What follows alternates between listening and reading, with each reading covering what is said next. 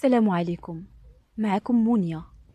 أنا كبرت في دار فيها العائلة الكبيرة، واخا كانوا عمامي وعيالاتهم في دار وحدة كنا كنحترموا بعضياتنا. عمري ما تعرضت لشي مضايقات في دار جدي. عمر شي واحد من ولاد عمامي ما شاف فيا شي شوفة ناقصة، بالعكس كانوا كيعاملوني أنا وخواتاتي أحسن معاملة. ماشي غير هما، حتى من ولاد الجيران وولاد خالاتي ما كان حتى شي واحد كيتبسل علينا ولا كيقلل علينا الحياة.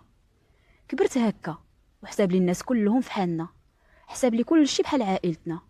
المهم ملي كان في عمري 18 سنة تزوجت بواحد الشاب، زواج تقليدي عرفونا به غير الناس. جا خطبني، شفتو وشافني وكان قبول بيناتنا وتزوجنا.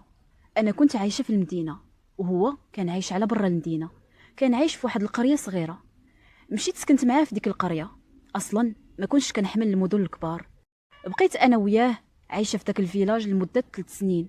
كنا متفاهمين الحمد لله، وهو انسان اللي خدام على قد الحال، ولكن عشت معاه ما نقصني حتى شي خير. يعني راجلي كان داير جهده كله باش يوفر لي اللي بغيت ونعيش حتى انا بحالي بحال النساء الاخرين. راجلي اشرف كان كبر مني ب10 سنين. انا تزوجت بيه على 18 سنه كيف قلت لكم، وهو كان في عمره 28 سنه في ذاك الوقت. بقينا عايشين في ذاك الفيلاج هانين لمده 3 سنين، وتزاد عندنا في ذاك الوقت وليد. وكنا اتفقنا انا واشرف باش نولدو غير 2 وليدات. قلنا حيت المصاريف ديال الدراري طالعين ودابا القرايه ولات بالفلوس، وبالنسبه لي انا الا ودنا كتر راه الراتب ديال راجلي ما غيبقاش كافينا وانا ما خداماش. وراكم عارفين ظروف الحياه. ملي دار ولدي تقريبا عام، الام ديال اشرف جاها مرض السرطان وطلبات مني نمشي نعيش معاهم واحد المده على ما تبرى. انا قبلت حيت ما كاينش شي حل اخر. اشرف ما عندوش خواتاتو، والاب ديالو حتى هو كان مريض. عنده 2 خوتو هما اللي باقين مع الام والاب ديالهم. واحد لوسي كان في عمره 24 سنه، وواحد اخر كان في عمره 20 سنه. هادو اللي كانوا في الدار مع والديهم، وعندهم واحد خوهم كبير كبر من اشرف، ولكن هاد خوهم الكبير مزوج بعيد، هو عسكري اللي ساكن في مدينه بعيده. كنا كنشوفوه غير من العيد الكبير للعيد الكبير، يعني واحد الشخص اللي كيغيب تقريبا عام. الام والاب ديال اشرف بعادين علينا غير ب15 كيلومتر. انا كاينه في قريه وهما كاينين في دوار.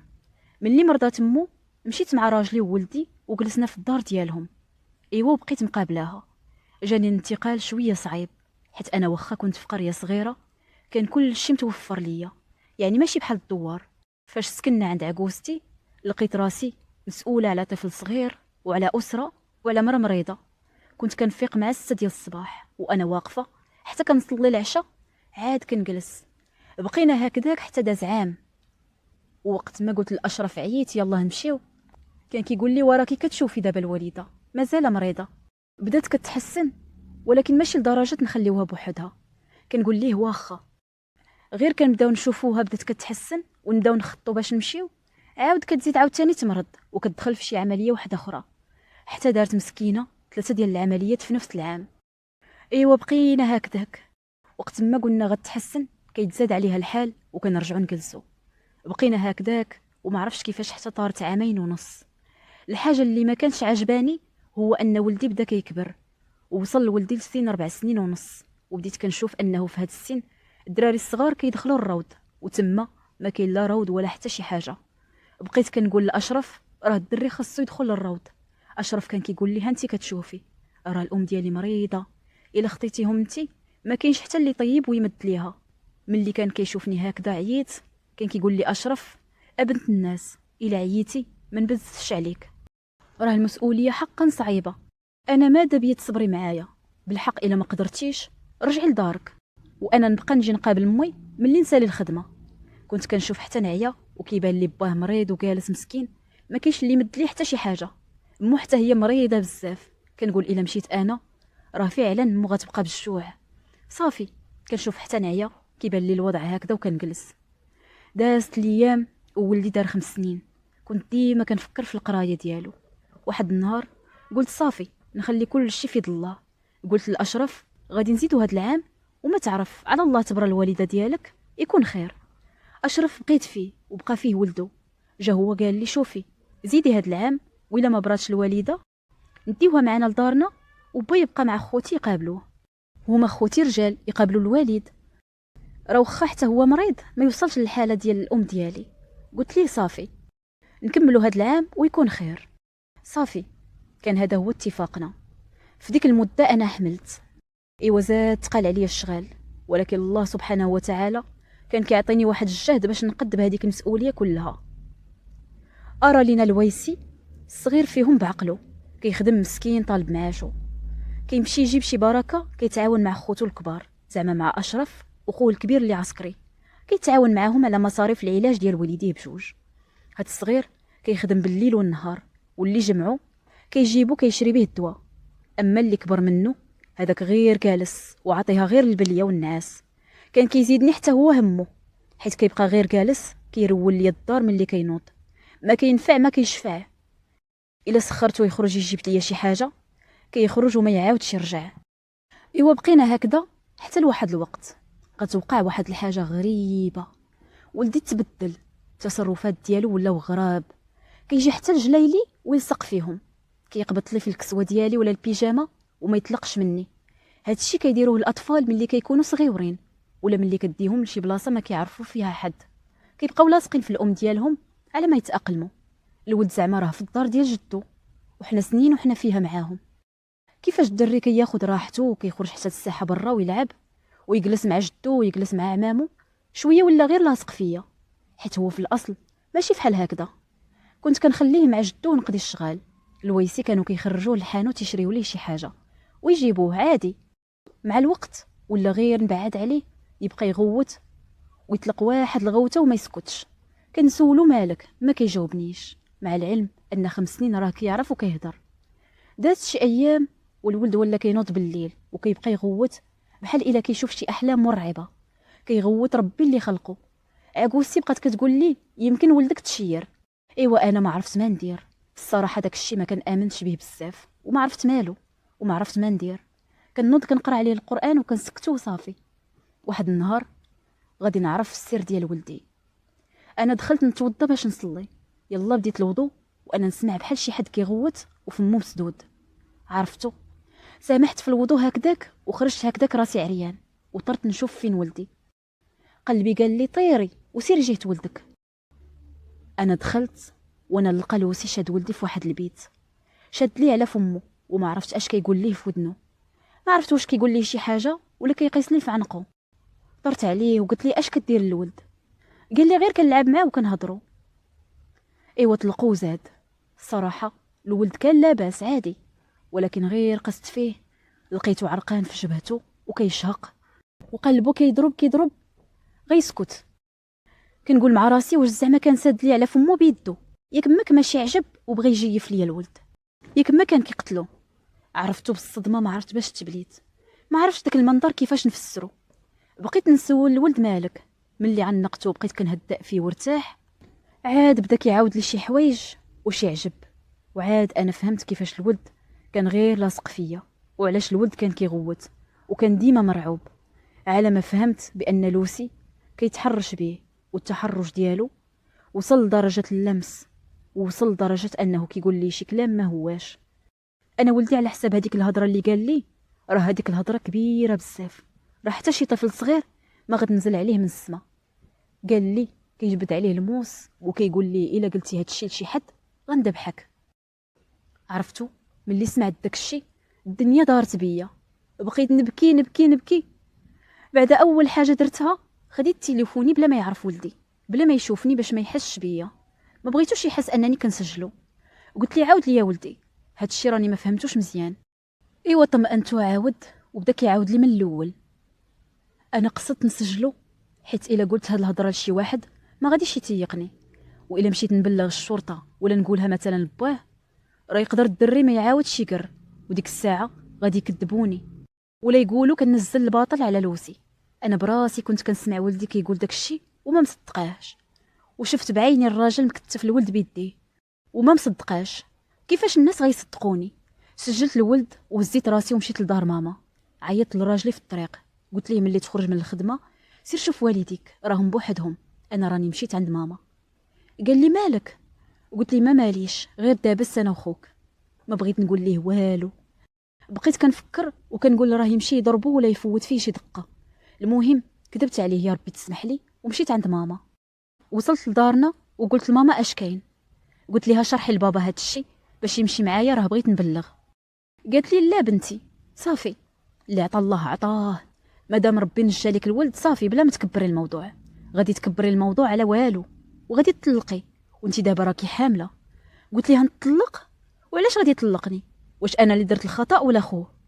قالت لي ايوا هاد الشيء بنتي راه كبير وكيشتت العائلات، لعني الشيطان. انا تصدمت في ماما، صافي انا بقيت مصدومه.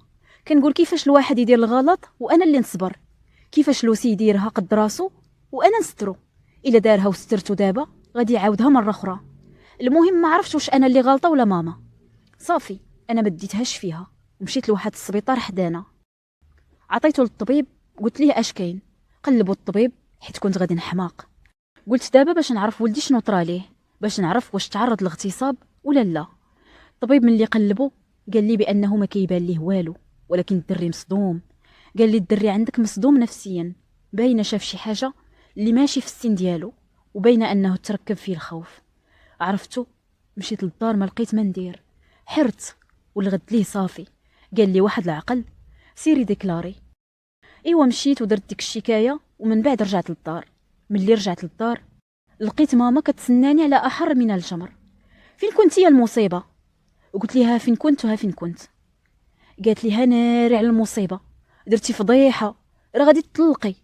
قالت لي واش ما فكرتيش في المراه اللي كتموت؟ راه الا سمعت هاد الشيء راه غادي تموت في البلاصه، غيقولوا لك انت اللي قتلتيها. انا تفاجأت بزاف من ردة فعل ماما. عرفتو، دخلت واحد البيت وبقيت كنبكي غير بوحدي. عنقت ولدي وبقيت كنشهق. قلت مع راسي ماما اللي ولداتني وما حساش بيا وما مساندانيش، كيفاش المجتمع يتقبل هاد الشيء اللي درت؟ كنقول علاش ماما فكرات لي وفكرات الراجلي وفكرات في مو اللي مريضه وفي الحمل ديالي، وما فكراتش في ولدي وفي حقه كطفل. الا انا ما وقفتش مع ولدي شكون غيوقف معاه؟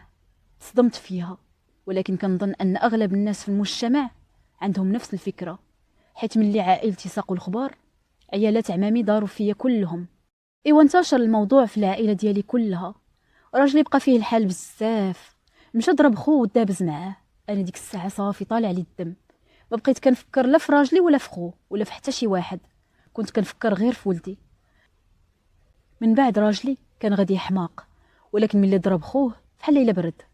ايوا جا لعندي، وفي الاول كان دابز معايا، ولكن من بعد قال لي سمحي لي راك انتي ما غلطتيش. كان مصدوم مسكين. حتى انا عذرته، واخا خرج فيا هذاك الغل كله ودابز معايا وقال لي شوهتيني، اش داك ديري هاد الشي بلا ما تشاوريني. من بعد عاوتاني تندم معاه الحال وجا اعتذر. المهم اش غادي نقول لكم، داز ايام كحله. انا كنت غادي نتصدى، ما حيلتي الصدمه اللي وقعت لي، ما حيلتي الخيفه على ولدي لا يبقى عاقل على هاد الشي وتعقد حياته كلها، ما حيلتي لعائلتي كلهم داروا فيا، كل شي دار فيا. ولا قلت لكم شكون اللي ساندني؟ غتعجبوا، راجلي. راجلي هو الوحيد اللي ساندني، مع العلم ان اخوه هو مول المصيبه. قالوا لي عائلتي كبرتي الموضوع وراه ماشي زعما ماشي اغتصاب. كنقول لهم وراه سبق لي حيد لي حوايجو وسبق ليه ودار لي شي حوايج خايبين ووراه شي مسائل خايبه. قالوا لي وزعما هاد الشيء راه ماشي كبير، الناس راه كيتغتصبوا وما كيجيب ليهم حد الخبار. انا بقيت مصدومه، كيقولوا لي الموضوع ماشي كبير على اساس انه صغير. من بعد بقوه ما شكوني في راسي مشيت تنازلت على الشكايه وقلت يمكن انا اللي حمقى وهما بعقلهم. ايوا سلمت امري لله. راجلي جداني لداري وجاب لي مو نقابلها، وشيخي بقى مع ولادو يقابلوه، ولكن قال لي راجلي بان خوه غبر بات مصبح. هذاك خو من المصيبه. من بعد ما دازت الايام ولدت، راجلي بصعوبه باش خرج من هذيك الصدمه. الصدمه كانت قويه عليا ولكن عليه كانت اقوى. ايوا صافي بقيت انا في داري وبقات معايا عكوزتي. المهم نقولوا انها تحسنت شي شويه ومقابلاها، مره كتمرض ومره كتصح، واحنا غاديين معاها في العلاج حتى يسهل الله، الله يجيب ليها الشفاء. دابا وانا كنعاود لكم هاد القصه تقريبا دازت عام على هاد الواقعه. من داك النهار اللي خرجت فيه من دار شيخي ما رجع ليها لوسي، ومن داك النهار ما مشيت ليها حتى انا. بعد المرات كيجي شيخي وكيجلس معنا يومين 3 ايام وكيمشي بحاله. عكوزتي وشيخي ما في خبارهم والو طبعا، ولكن عائلتي كلهم في راسهم. وانا علاقتي براجلي مزيانه طبعا، وما خداش عليا شي نظره خايبه. واخا دارنا كيقولوا لي غادي يكون كرهك، بالحق لا، ما كرهني ما والو، بالعكس هو حاقد على خوه. اما انا راه ما درت والو. ملي كنفكر كنلقى راسي ما ندمتش علاش درت هذاك التصرف، وما عمري ندمت حيت شكيت بلوسي. بالعكس انا ندمت حيت تنازلت على الشكايه. جيت اليوم نحكي لكم باش نأيد ونشجع كل مرة كدير نفس التصرف، حيت الا ما هضرتش انا وما هضراش الاخرى، المجرم غادي يعاود نفس الفعل مع طفل اخر. انا كندور وكندور وكنقول لعائلتي الا دار لوسي شي حاجه خايبه لشي طفل اخر، راه ذنوب هذاك الطفل على رقبتكم. نتوما اللي جعلتوني نتنازل على هذيك الشكايه. دابا راه يكون مشى يدير فعلته في جهه اخرى، كان عليه يتربى، ولكن للاسف ما ترباش. ولدي دابا الحمد لله حالته النفسيه مستقره. هادشي اللي كيبان لي دابا، ونتمنى ما يعقلش ملي يكبر. والله يحفظو ويحفظ وليداتكم كاملين. حكيت قصتي للعبره باش نقول لكم ما تثقوش في الشخص اللي كيتعاطى المخدرات. انا هذا هو الخطا اللي درت، لا انا ولا راجلي. كان علينا ننتبهوا اكثر، حيت راه الشخص اللي تحت تاثير المخدرات يقدر يدير اي حاجه، وخا يكونوا ولادو راه يطمع فيهم، لانه كيكون فاقد العقل ديالو في ديك الوقيته. انا فاش تعرض ولدي لداك الشيء ولقيت بان الناس حتى شي واحد ما ساندني، قلت نحكي قصتي للعبره. وباش نساند بهاد القصه، اي مرة كتصرف نفس التصرف اللي تصرفته. كنتمنى تكون القصه ديالي مفيده وتاخذوا منها العبره.